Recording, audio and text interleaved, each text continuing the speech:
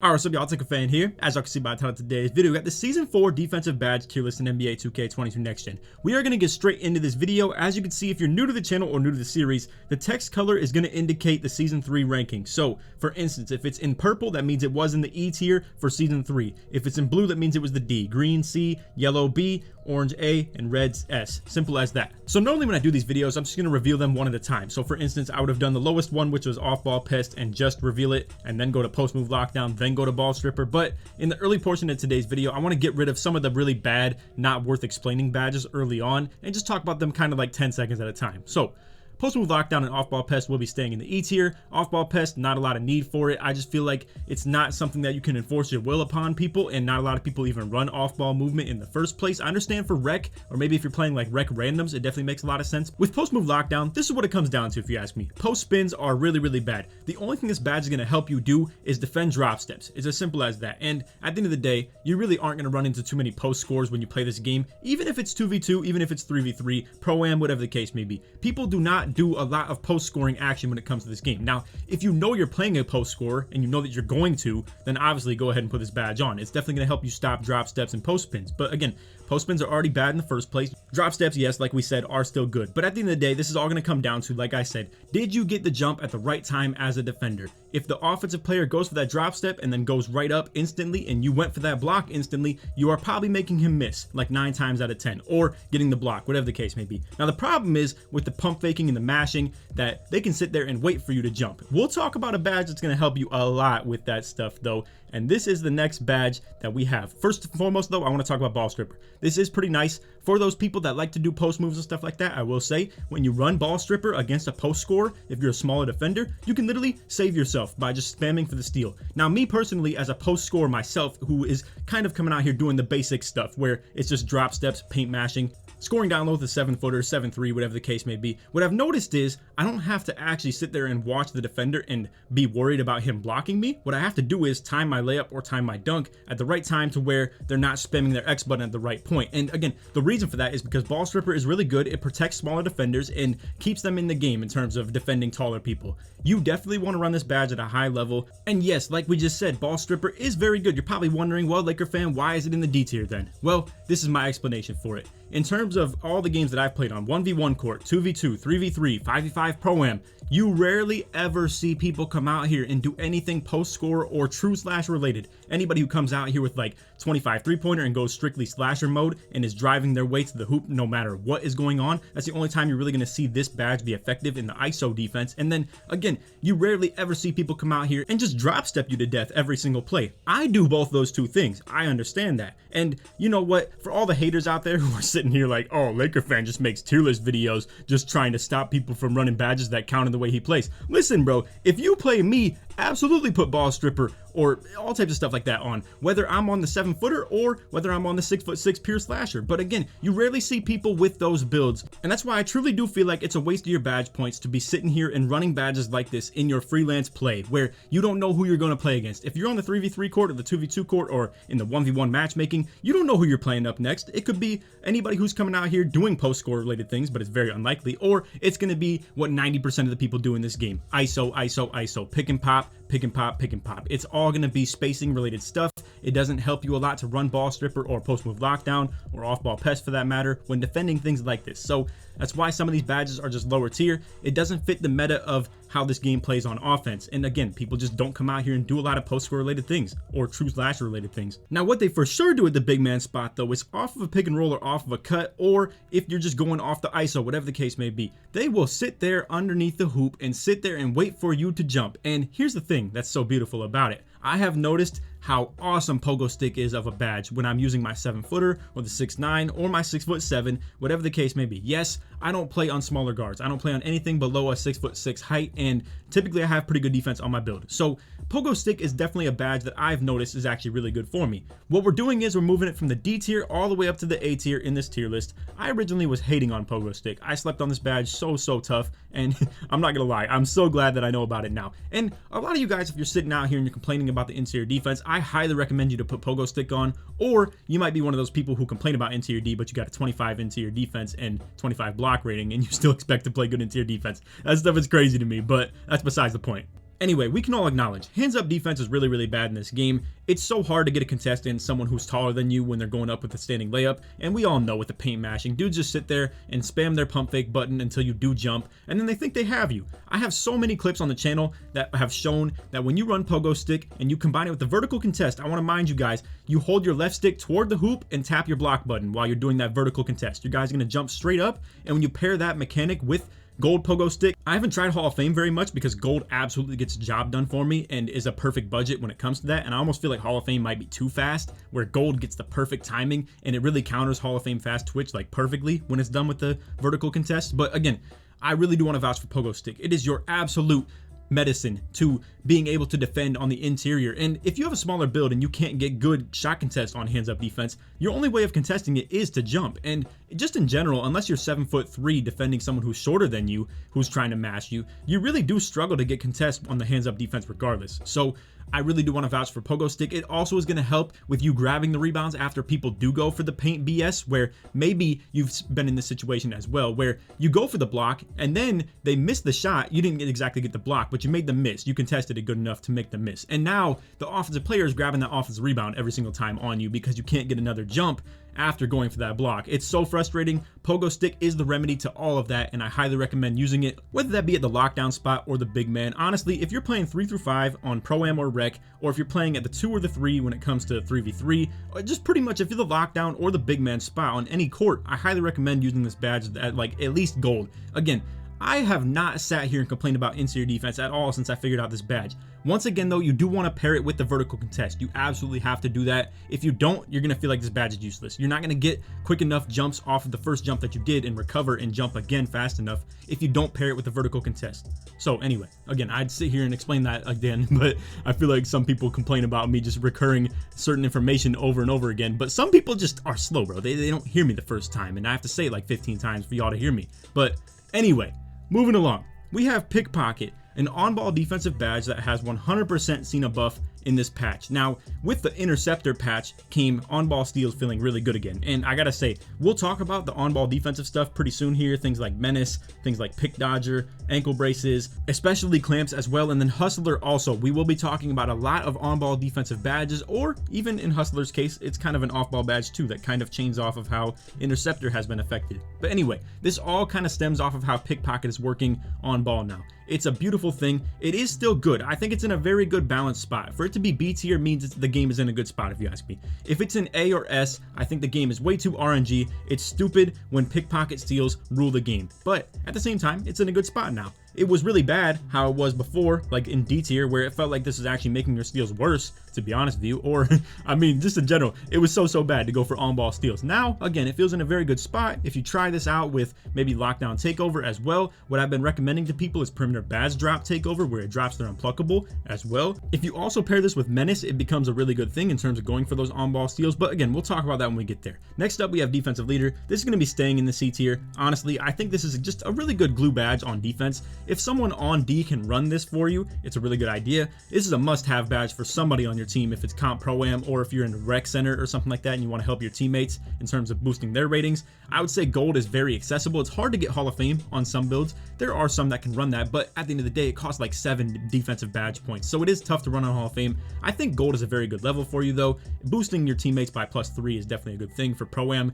Now, this is where the discussion kind of gets tweaked a little bit. Again, I think this is really like an A tier badge for Pro-Am. Somebody on the court has to have this, but when it comes to 3v3, 2v2, park stuff, honestly, it's not really a necessity. I mean, I couldn't tell you how many games this year I've ran with anybody on the court having defensive leader. Probably like 10% of my games in park with someone on the court having D leader. It's not really convenient to only be boosting 2 people on your team. And then again, for 2v2, to be boosting 1 guy on your team, it's really worthless, to be honest with you. At that point, you're spending like 7 badge points to boost 4 ratings for your teammate. That's literally a horrible trade-off. It's not good. But again, the more people on the court, the more this becomes viable. It's pretty much as simple as that. So for 5v5, it's really good. For 2v2, it's not good at all. It's pretty much as simple as that. Overall, I think Defensive Leader is definitely a glue badge that you do want to show some love to, but it's not exactly the craziest mind-blowing thing. Next up, we got Tireless Defender. This will also be staying in the C tier. Honestly, what it comes down to this badge, if you ask me, it's more of an accessory badge. It's something that you don't depend upon to be able to play good defense, but it's nice to have. So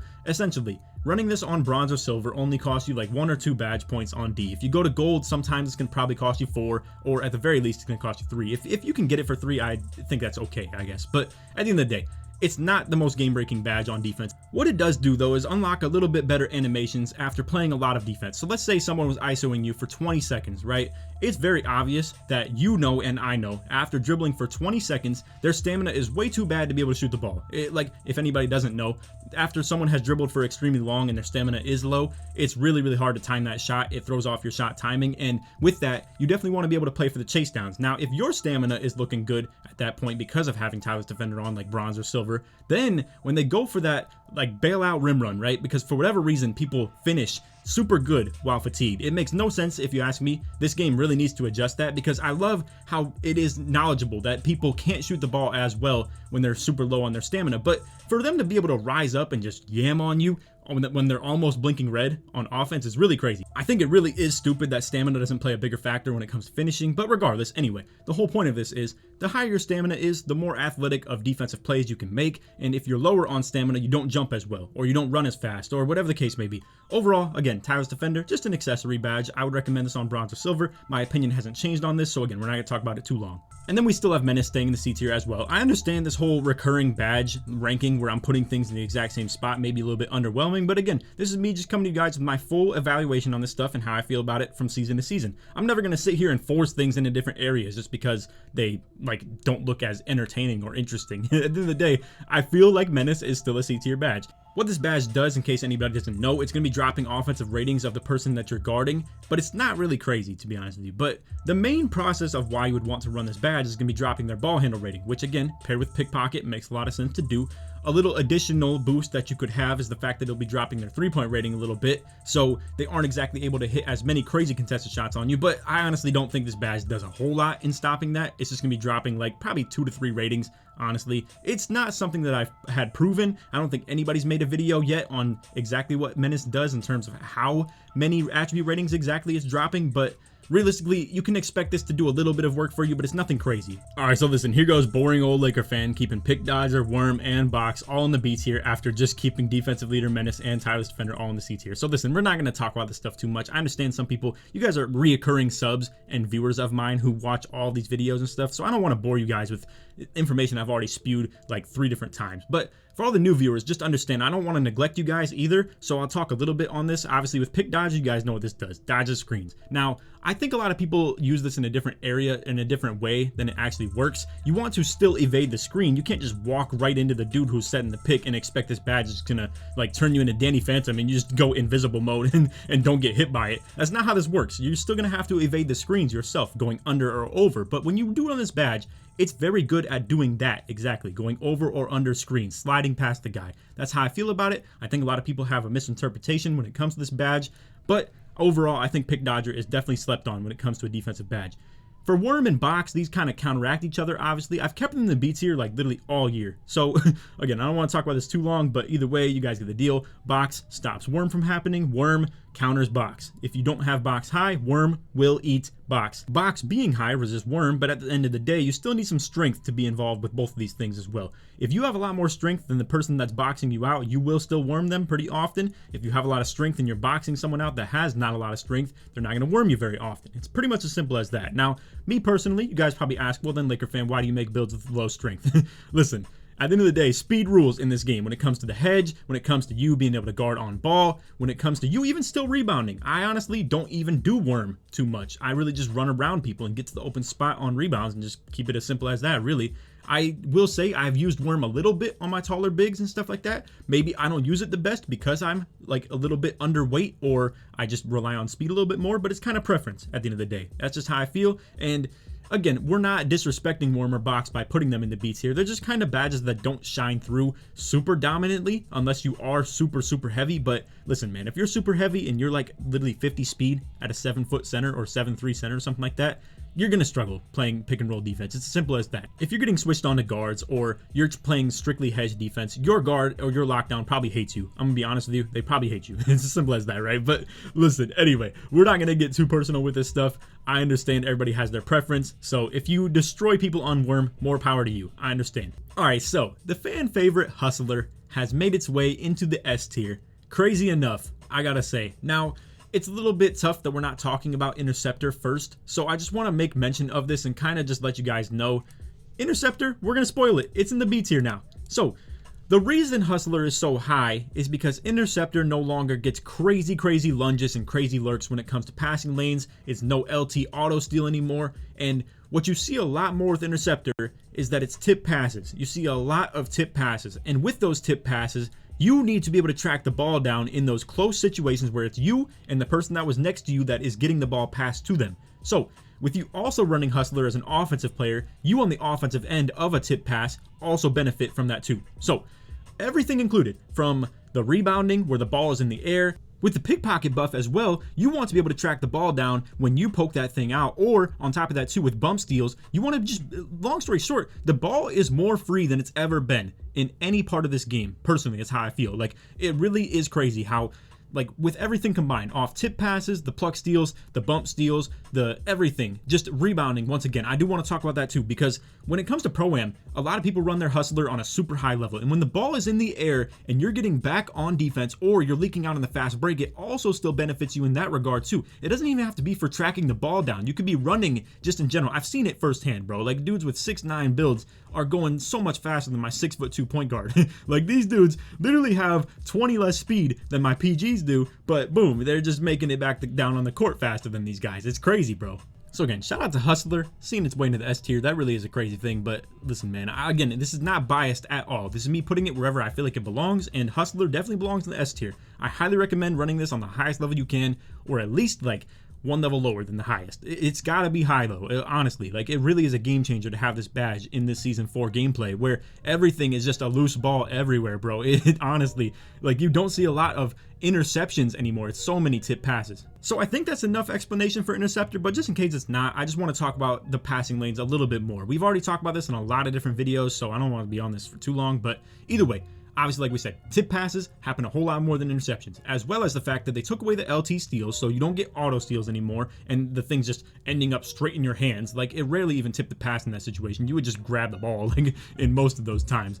And again, just in a general sense of Interceptor, it definitely has been nerfed, but it's not a bad thing, if you ask me. I will say one thing, too. You guys have seen the videos if you've been keeping up the channel. Bronze and silver and gold, they definitely saw a buff in terms of how you steal the ball, but just in general of how many people in this game had Hall of Fame Interceptor, it definitely sees a drop from the S tier to the B tier. Like, I feel bad. I really do feel bad for the people who made their builds strictly to be playing passing lanes like that. But at the end of the day, it was a pretty unbalanced thing that shouldn't really be in the game.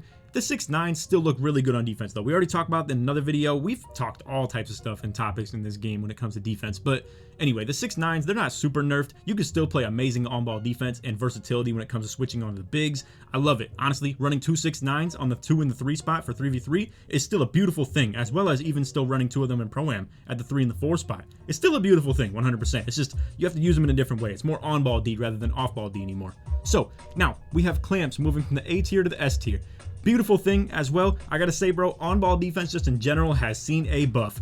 I run a build of the 7-foot metric build that doesn't have clamps at all, and on-ball defense is just a beautiful thing now, bro. I can come out here and bump my life away on defense, and it's really good for the game. Now, for the people who do have clamps on your build, I'm sure you guys have seen it as well. On-ball defense is looking really good. And just in general, I mean, we already said that like 3 times. But clamps benefits off on-ball defense playing better. It's just as simple as that. So again, we've seen clamps move from the A tier to the S tier. It was really in the S tier at the beginning of the year. Then it moved all the way down to the B. Then it was back into the A. And now we have it going from the A to the S. Honestly, this badge has been all around the world when it comes to this tier list. It hasn't been any lower than B. I'll give it that though. It's always going to be here. That's just how 2K is though. Clamps is always going to be something that's definitely B+ in just everywhere in the game. So anyway, moving along, we have Rebound Chaser. This one is also going to be seeing its way from the A tier to the S tier. I think I've been sleeping on this just in general. Like, I'd be putting Rebound Chaser in A tier just to kind of talk down on it. It's not as good as things like Interceptor were, or Chasedown, Intimidator, Brick Wall, Rim Protector, all types of stuff like that. But honestly, Rebound Chaser is essential for the bigs out there, and if you're trying to compete at the 2 spot, like at the lockdown spot, and let's say you are one of those 6'9" metrics that's playing on-ball defense now, clearly you need it. I mean, it's so obvious. Nobody runs this badge lower than the requirement, that like lower than the maximum ability you can run it. I mean, like, if you're coming out here and you made a build that you want to rebound well, you're gonna put the badge on, and it's gonna do a whole lot more for you as well. And again, if you're making a build strictly for 99 rebound rating, it was clearly for one thing, to have Hall of Fame Rebound Chaser. So you know what, we don't need to explain this any more than it needs to be. Rebound Chaser helps you chase down rebounds. It's literally as simple as that, and rebounds are very important in this game. And to be able to kind of overcome the fact that you're undersized, or maybe you can only run it on silver or gold, you still need to run it on silver or gold. Imagine if you just abandon the badge entirely. Nobody's even thought to do that this year because it's so like stupid. It's like brain dead to even do that. Anyway, moving along, we have ankle braces coming into the A tier again. I thought a little bit on moving this badge back up to the S, but honestly, it's just good. It's not like great, it's good. Now, honestly, I would maybe save that like good title for the B tier badges and stuff like that, or the low A tier. In this situation, there aren't a lot of low A tier badges. Just to kind of break this down for you guys, I'm not gonna lie to you, like, this right here is all you're gonna see for the A tier for the rest of the video. We'll go ahead and just piece together the rest of this tier list. And man, oh man, is this the most packed S tier we've ever seen on the defensive tier list. I mean, look at this stuff, bro. Brick wall, intimidator, chase down, rim protector, rebound chaser, clamps, hustler. The list goes on and on. And the reason I'm saying there aren't a lot of bad A tier badges is pretty much just look at this. I still feel like these two kind of belong in the S. I will say Pogo definitely is in its right spot for the A tier. Maybe you could make the case that Pogo is a low tier A badge, where it maybe could belong in the B with these other badges right here. You can make the case that none of them are really that much worse than Pogo Stick, or that Pogo isn't that much better than either of these. But anyway, long story short, again, ankle braces, it's right where it belongs. Pogo Stick, right where it belongs. All these badges right here though, brick wall, it's so obvious what this does. It helps you on offense and defense, stops you from getting back down, sets big body screens on offense. I mean, it literally is a two-way badge. It works on O and D, and that's one of the biggest reasons why it's in the S tier. But again, I mean, there's so many benefits to having this badge right here. Intimidator has seen a buff as well. This was more of a season 3 like buff, where we obviously knew that this has been a thing for a little while, but we haven't talked about this too much in terms of the updated badge tier list or anything like that. Now that this actually works on the perimeter, it's a crazy important defensive badge to have. I mean, when you come out here on the 6'9" metric that has Hall of Fame Intimidator, you still have like 90 perimeter defense as well. You're super long wingspan, super tall. It's crazy, bro, like how well that build can play on ball D if you like play the right stick and stay in front of people. And if you can handle the speed differential between you and the person that's on offense, it's crazy, bro, how good that build is on D. Works on the outside, works on the inside. It's literally as simple as that. It doesn't work that great on the inside, but it's still a factor. It definitely still helps you get contest on that. Again, we talked about Pogo Stick. You probably want to jump more so, but even on that, Intimidator is still going to help you get contest when you do get the right jump as well. So I really would 100% run this badge on the highest level you can, or if you want to drop it one badge down, go to like gold if you can run on Hall of Fame, or again, I really would vouch for having this on Hall of Fame though. One thing that you could maybe settle for on gold would be chase down artist. I think a lot of people really do vouch for having this on bronze. Me personally, I'm an advocate of running this at the highest level that you can. Literally, like I always run this in Intimidator as high as I can. Same with rim protector, same with rebound chaser, same with hustler, same with clamp, same with brick wall. All these badges to me, I run at the highest level possible. Pogo Stick, like I said, I kind of keep it on gold. Ankle braces, if I can manage to have all these like badges on the same build, which ironically, obviously, like I said, the 6'9" metric can run all these on gold or higher, so literally it's crazy. But anyway, again, to come back to the whole chase down topic, I think a lot of people do think you can get away with this on bronze or silver. Again, I like to have it on higher levels. We all know what it does though. It's so crazy for getting you chase down blocks. I mean, it doesn't need much explanation, and then its pair with rim protector is crazy. So rim protector is going to help you get blocks. We all know this. It's going to boost your takeover and your teammates takeover when you get blocks as well. And if you pair this with like rim takes, oh man, it's crazy. Like you get so much takeover progress with all this stuff. I made the video recently, like yesterday, talking about the 6'10" build that can get playmaker takeover as well. If you use like rim protector, as I recommend you guys to do this 100%. If you get a lot of blocks and you run Hall of Fame rim protector, run rim take as your secondary takeover no matter what. It's going to help you get so much progress toward your primary takeover. I don't know how many people even know that your secondary takeover influences how fast your takeover meter goes for the primary as well. So again, let's say you run play take as the primary and then you run rim take as the secondary. If you get a lot of blocks, you're helping yourself get that playmaker takeover activated just by getting blocks. And again, with rim protector and the rim take combined, it really does go crazy for that takeover progress. And I mean, we're selling this badge short just to be talking about takeover. It still helps you get blocks. It's going to help you a lot on the interior defense, and it's literally as simple as that. Also get you snatch block animations as well.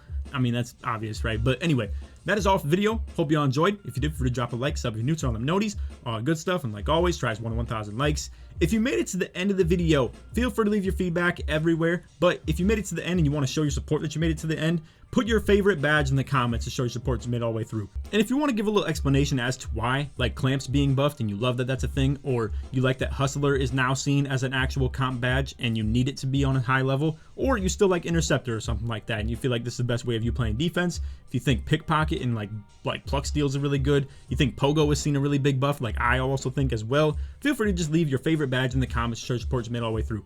Anyway, other than that, like I said, feel free to leave your feedback in terms of disagreements of where I put badges. We like to keep it respectful here, but the comments don't like to, so it is what it is.